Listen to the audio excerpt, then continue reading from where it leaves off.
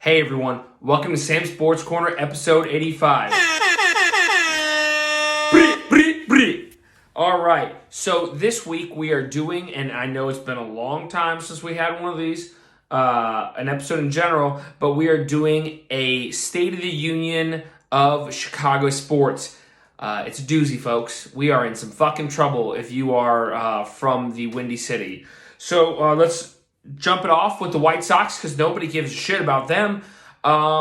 They seem like they have a pretty decent team, are doing nothing in free agency to make their team better, to maybe make a run, for a World Series. So White Sox, you're going to have a pretty decent team, probably going to win your division, and then you're not going to do shit with it. I'm really sorry to say it, but everybody else who was like a good team is making moves to get better. The White Sox are staying steady and are going to probably get bounced in the first round of the playoffs, just like they did this year.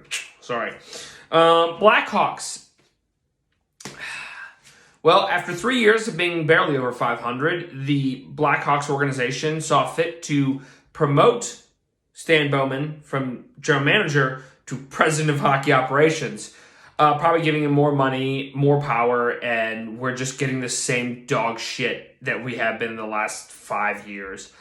Kirby Dach, we let him go play in the World Juniors, and his thumb is literally 7 inches from the rest of his hand. It's broken. And he's out probably for 4 or 5 months.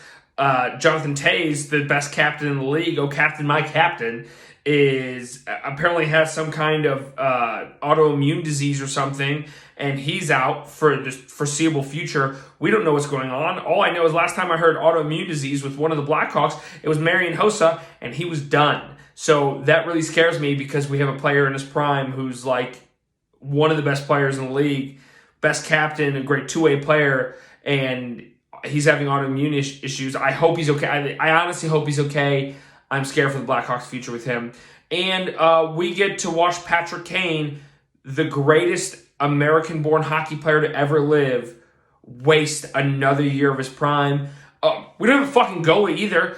We let Crawford go. God knows. Who's our backup? Does anybody know? Can anybody name a real fucking hockey player that is the Blackhawks goalie?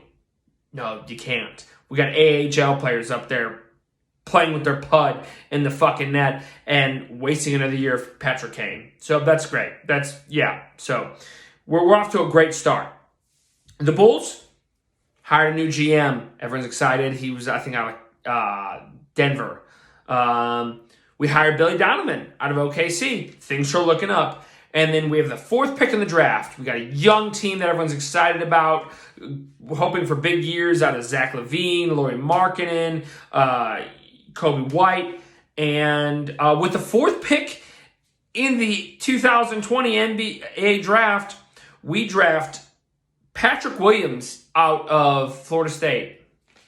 I'm pausing for dramatic effect because nobody knows who the fuck he is.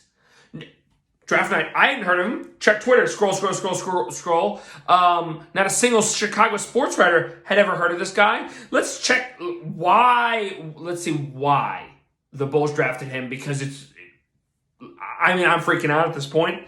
Oh, he's the ACC 6th man of the year.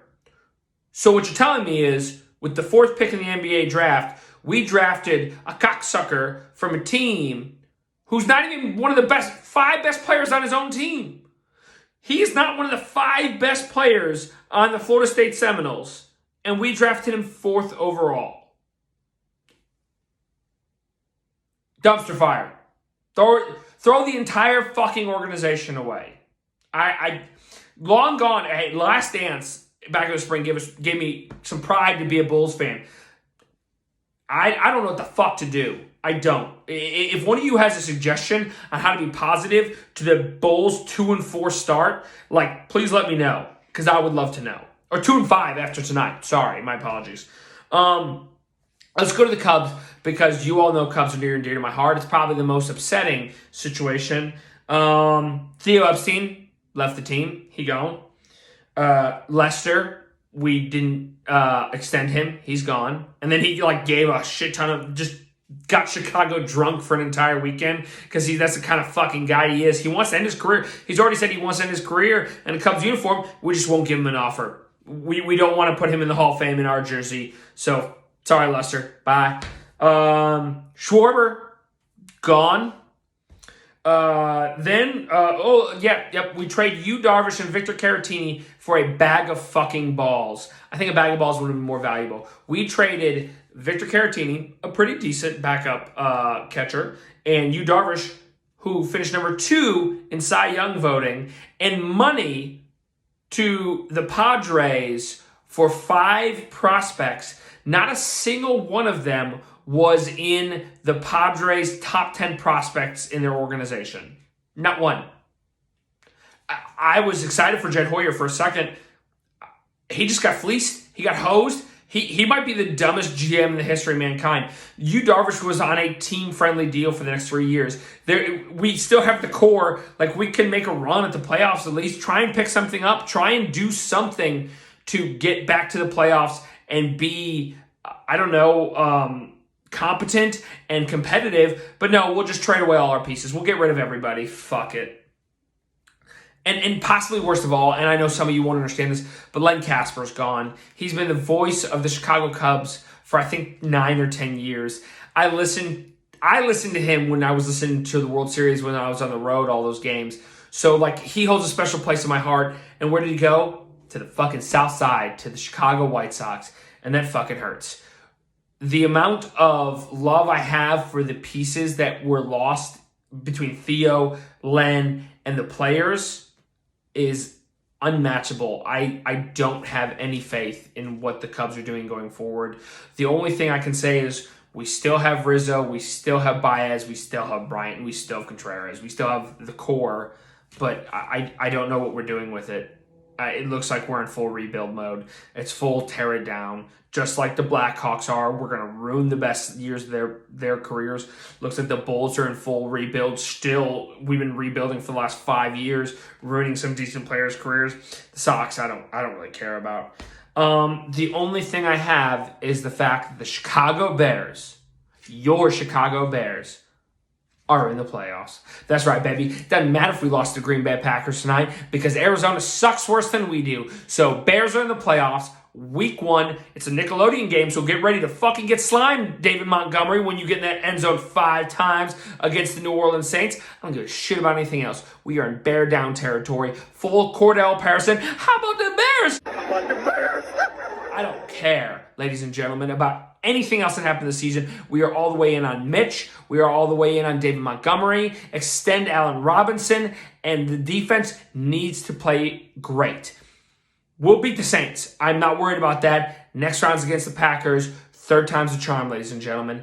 The last thing, but that's the end of the update on your Chicago teams. The Bears are the only shining moment, which is not even that fucking shining because we barely squeaked in the playoffs. We had to get someone else to help us.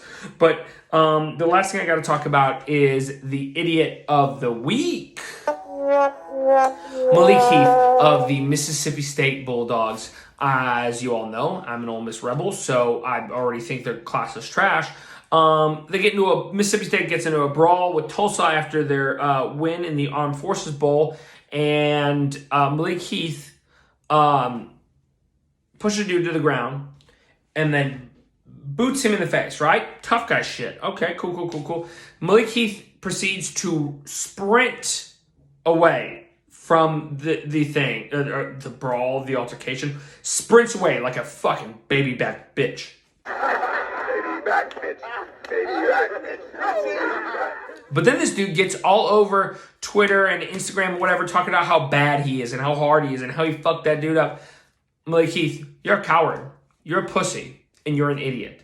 There's nothing excusable about you. You're a punk bitch. Kicking a dude while he's on the ground, that's fine.